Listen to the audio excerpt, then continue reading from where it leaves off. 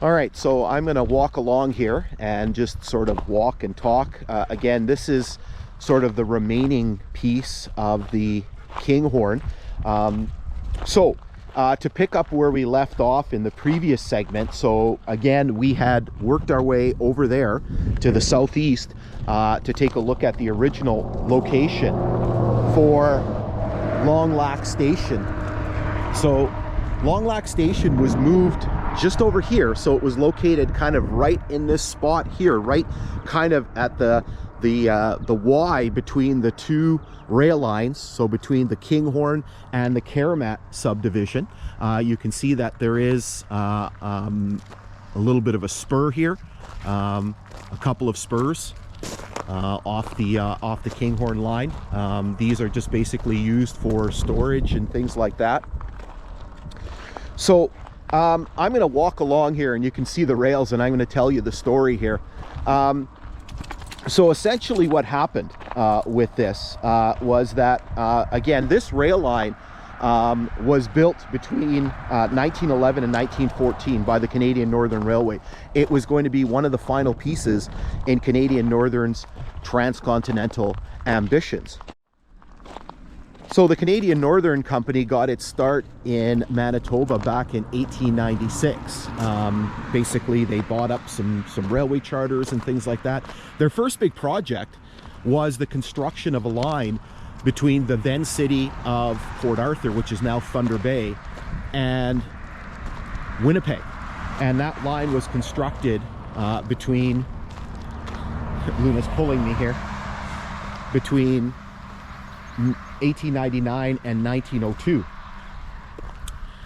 Now, eventually, Canadian Northern, after they completed that line, began building lines all throughout the prairies, particularly in the northern part of the prairies, which was very underserved at the time. And Canadian Northern sort of became synonymous with serving the prairies. Now, eventually they began, around the same time, they eventually began building north from Toronto, eventually reaching up into the Sudbury area.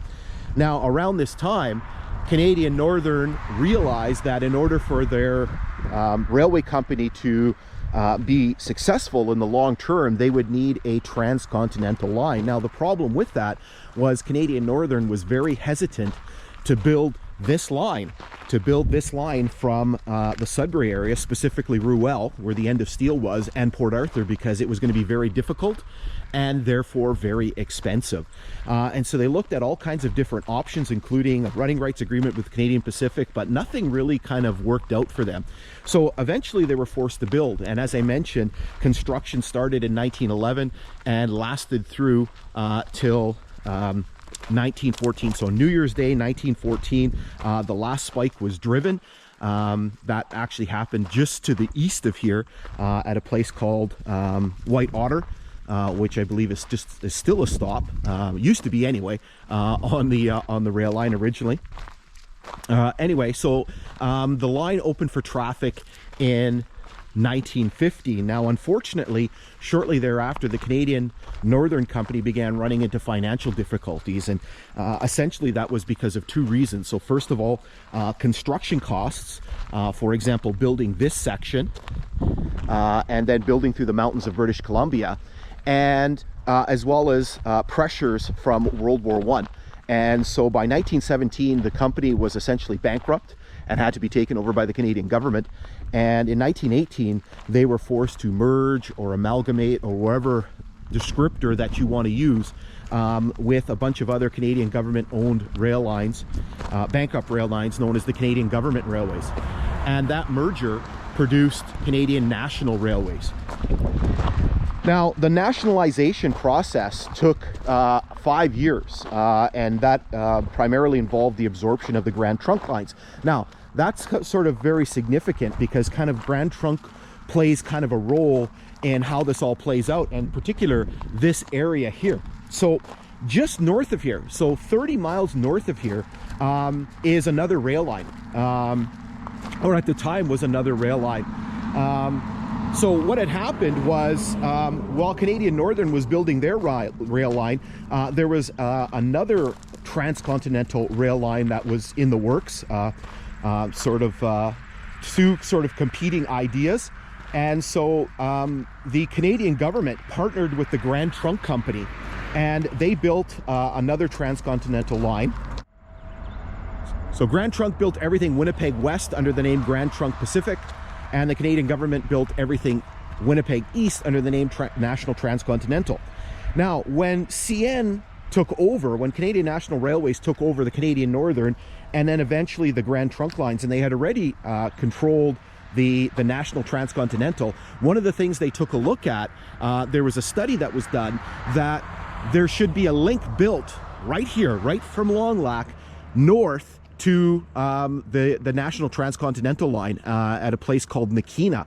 And the reason for doing that was because the route was better. And so if trains left Toronto and they came north here to Longlac, and then they cut off and were able to get to Nakina and then take the National Transcontinental to Winnipeg, the route would be 100 miles shorter, as opposed to going Toronto, Longlac, Port Arthur, Winnipeg. And so not only was it shorter, the grades were better because the Canadian Northern Line, again, because of the geographical issues, the Canadian Northern Line had to essentially curve around Lake Nipigon and then go down to the level of Lake Superior at Nipigon, climb back up, go back down at Port Arthur, and then climb back up again. So the grades were much better to the north. And so beginning in 1923, construction began on that Nakina Cutoff. And that was completed by 1924. And so what happened is that now the CN lines were completely rerouted.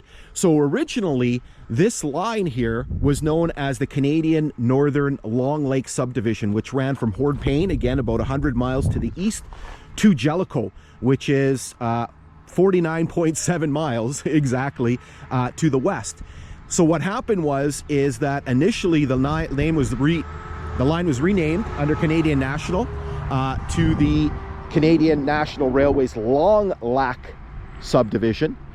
And then when the Nakina Cutoff was completed, the line everything was rejiggled again.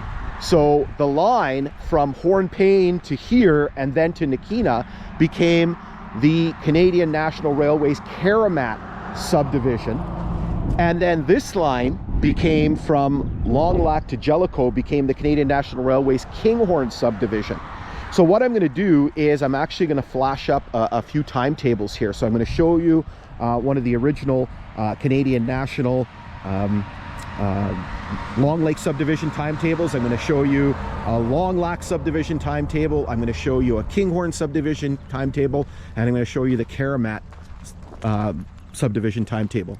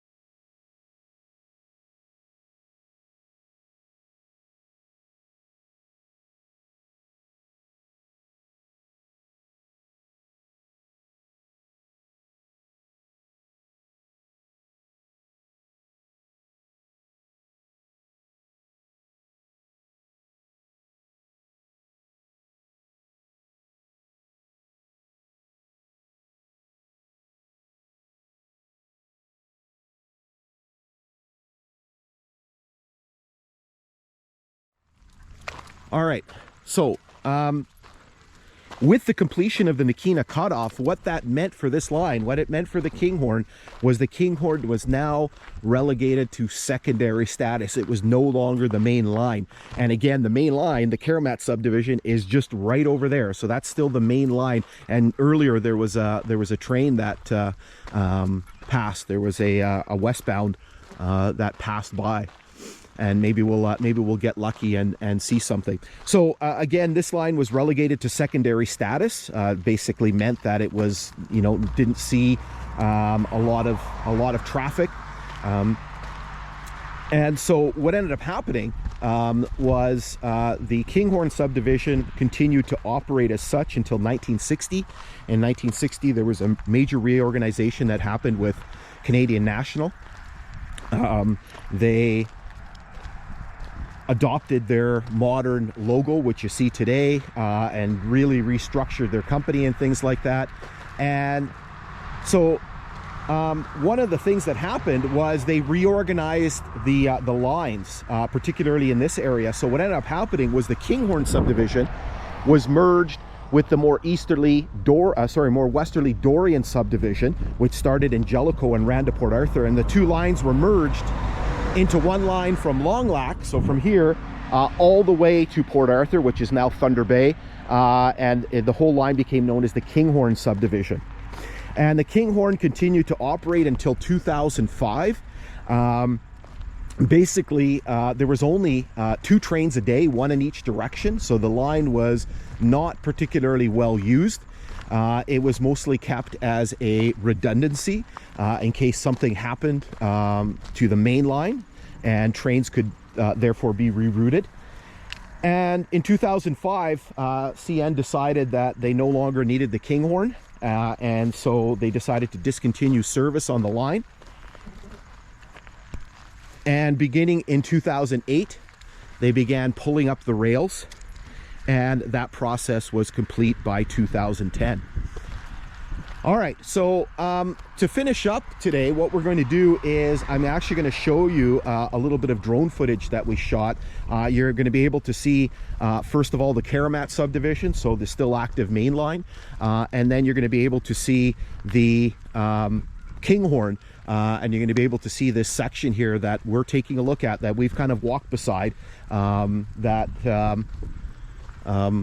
is still considered active, but again mainly used just to store cars and things like that. You can see that it's very kind of overgrown. There's a lot of weeds and things like that.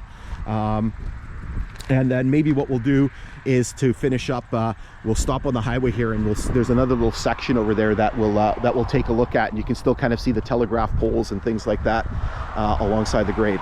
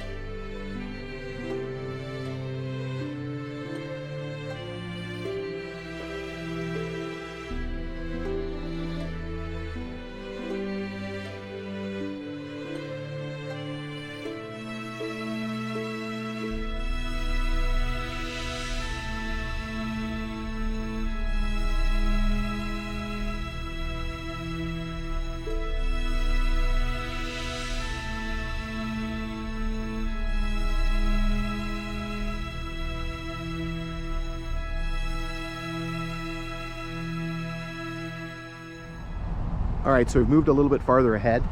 We're right by the side of the highway. You can see this sort of wet area. I'm guessing this is part of Suckle Creek here. And so you can see the railway grade in the distance. You can see the telegraph poles still standing on there. You can see there's a double culvert. It looks like there's a piece of a switch over there as well. I don't know how well you can see that on the camera. So again, this is part of the 1.7 miles of the Kinghorn where the rails remain in place, and it continues a little bit further to the north there. That's where everything sort of comes to an end. So again, hopefully you've enjoyed today's adventure and everything that we've taken a look at, and you can continue on with the next episode where we actually see the grade without the rails on it.